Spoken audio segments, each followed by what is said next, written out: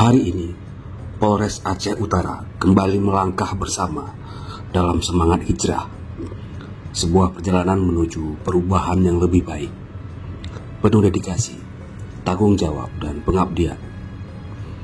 Dalam perjalanan ini, beberapa perwira terbaik telah mengukir jejak pengabdian yang luar biasa di Polres Aceh Utara. Kini, mereka akan melanjutkan tugas di tempat yang baru, membawa semangat dan pengalaman yang telah mereka bangun di sini. Kompol Firdaus Jufrida, Kompol Dewi Maulidar, AKP Emil Yusni, AKP Nofrizaldi, Ibtu Fitra Zumar, Ibtu T. Sulaiman, dan Ibtu Muslim.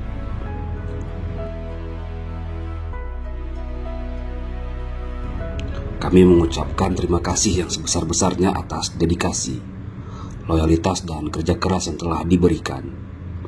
Setiap keringat yang tercurah, setiap kebijakan yang diambil, dan setiap langkah yang ditempuh telah menjadi bagian penting dari kemajuan Polres Aceh Utara.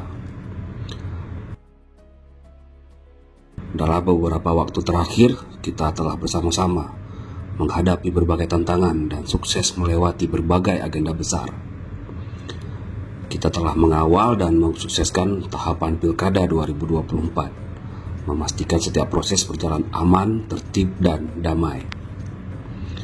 Kita juga telah bersama-sama menghadirkan ribuan masyarakat dalam kegiatan zikir dan doa bersama, menjalin ukhuwah Islamiyah yang kuat dalam kebersamaan dan keberkahan. Dan kita pun tak pernah ragu untuk mendukung program pemerintah dalam membangun ketahanan pangan, bekerja bahu-membahu demi kesejahteraan masyarakat.